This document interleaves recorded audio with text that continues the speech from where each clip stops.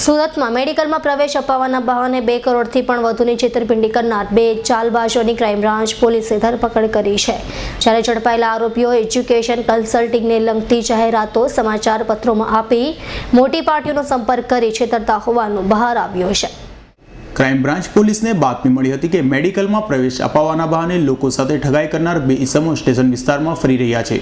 જેથી પોલીસે છટકું ગોઠવ્યું હતું અને સ્ટેશન વિસ્તારમાં આવેલા ગણેશ પાન સેન્ટર પાસેથી બંને ઠગબાજો સતીશ કાનાણી અને કાજી તોફિક મોહમ્મદ સફીને ઝડપી પાડ્યા હતા.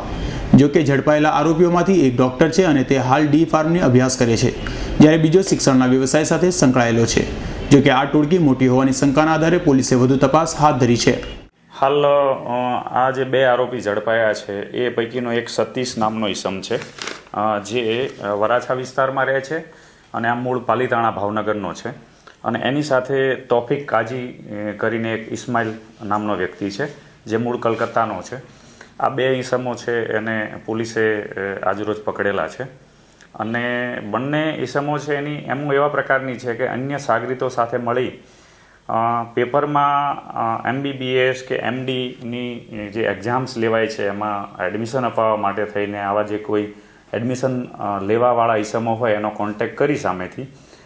એમને એક એવા પ્રકારનો ભ્રમ ઊભો કરે કે અમે કોઈ કોલેજ સાથે કન્સલ્ટ કરીએ છીએ, ડોનેશન લઈને એડમિશન અપાવીએ છીએ. એવી રીતે એ લોકોને લલચાવી અને જુદી જુદી કોલેજો છે એની ત્યાં લઈ જઈ અને એક ઈસમે એમનો જે છે એ કોલેજનો સંચાલક બને અથવા ત્યાંનો પ્રિન્સિપાલ બને અને એ જે એના દરવાજાઓ હોય કે એવા કોઈ પ્રિમાઇસીસની અંદરથી એ આવે આ લોકો બોલાવે એટલે અને એમની ઓળખાણ આપે કે આ સંચાલક છે,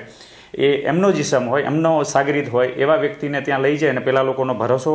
આ લોકો જીતે છે.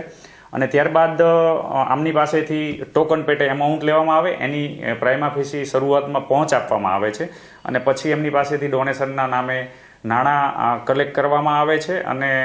એ રીતે છેતરપિંડી કરતી આ એક ગેંગ છે. ઉલ્લેખનીય છે કે આ ગેંગનો મુખ્ય સૂત્રધાર સતીશ કાનાણી છે અને અન્ય સભ્યો સાથે મળીને એજ્યુકેશન કન્સલ્ટિંગને લાગતી જાહેરાતો સમાચાર પત્રોમાં આપી મોટી પાર્ટીઓનો સંપર્ક કરતો હતો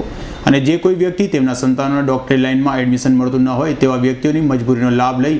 કોઈ પણ મેડિકલ કોલેજમાં એડમિશન અપાવી દેવાની ભરોસો આપતા હતા અને ત્યારબાદ જે તે મેડિકલ કોલેજ પર એડમિશન લેનાર વાલીઓને લઈ જઈ ત્યાં નક્કી કરેલા પ્લાન મુજબ તેની ગેંગના જ કોઈ સભ્ય સાથે મુલાકાત કરાવી એડમિશન થઈ જશે એવી ભરોસો આપતા હતા અને પછી ડોનેશન પેટે રૂપિયા 5 લાખ પહેલા ઉઘરાવી લઈ ત્યારબાદ નંબર લાગી ગયો છે તેમ જણાવી 30 થી 40 લાખ ઉઘરાવી લેતા હતા.